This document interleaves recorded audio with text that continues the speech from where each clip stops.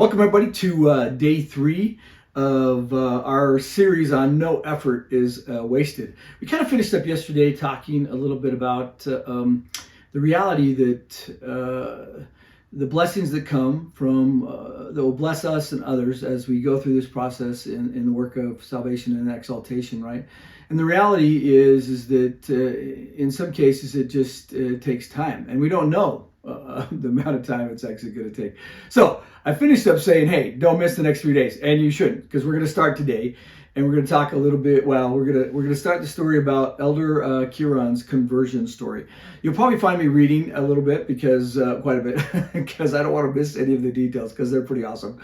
But we're going to take a little bit of time to go through it. So when he was 26, he was living in London, and he was introduced to the church 18 months earlier. So we're 18 months into his introduction to the church, so already been a year and a half. And he had been taught very briefly for a time, and he was basically kind of exposed to he says, the wonderful, can you hear his voice, wonderful members of the church who are basically living their faith in beautiful ways, is the way he described it. And those are his words. But he couldn't believe, he just couldn't believe, this is his words, what they were telling him. There he was, then at this 18th month mark. He was walking on a London street after a period of no contact with his new friends, and he was approached by 2 sister missionaries. Now, let me just set the scene for you. He was taught by the sister missionaries in London's Hyde Park visitor center. It's a busy visitor center, from what he says. He was taught in a little cubicle there most of the time. The sisters taught him about Jesus. They were full of light, he says. Every time they met, they would kneel on the floor and pray together. And that was something new to him. He said, frankly, he says in his words, all of this was new to me, but it was sweet and it was beautiful, and I was touched. Now, they taught him about the plan of happiness. What he was struck by was that they were so happy. So the missionaries, right? They were so happy. They embodied what they were teaching. They were the living example of what they were teaching about the plan of happiness. He goes on and says, I guess that is what we're aiming for, he says, in our efforts, right? As he's talking about this story. And he continues, he says, I was blessed by this joy in my missionaries, and he said it was crucial for me. Something to think about in our efforts. He says, now, as I move forward with this story, I want you to listen to his words. He says, wonderful as they were and beautiful as I found the time with them, I just could not believe that a 14-year-old boy had gone into the woods to pray and saw God the Father and Jesus Christ. That was just too far-fetched for me. Okay, that's where he was at. But he goes on to say the missionaries were undaunted and were not put off. They invited him to go to church with them. For the first few times, or he says, for the first many times, he didn't go to church with them, but they persisted. They kept going, and they kept going, and they kept going, is the way he describes it.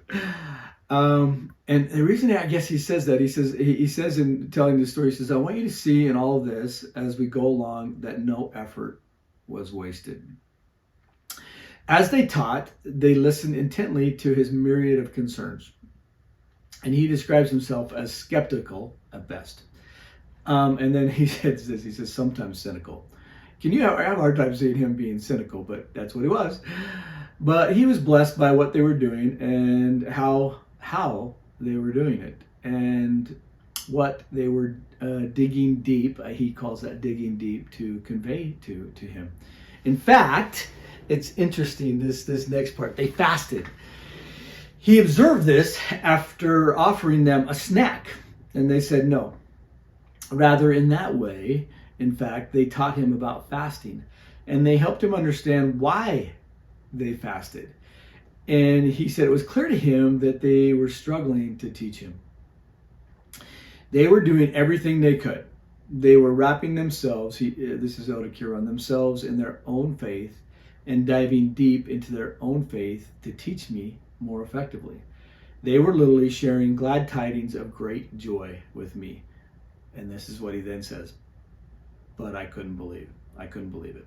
I couldn't. He was too cynical. He was, So again, he says this: I was enjoying the process, but I just couldn't believe what they were teaching me. Can you imagine, right? This is going on 2 years. This is during the last 6 months of those 2 years. Just couldn't believe what they were teaching me. Not satisfied with just teaching and listening and fasting, they even sang to him, but he couldn't believe it. They showed up and sang to him, trying something new to help him, right? All right, we're going to stop there. I'm not going to finish the story today. In fact, I don't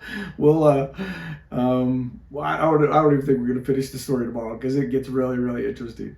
Okay, remember, no effort is wasted, but I just want you to think, one of the most amazing people that we all love and know, right? And here's his process where he just couldn't believe.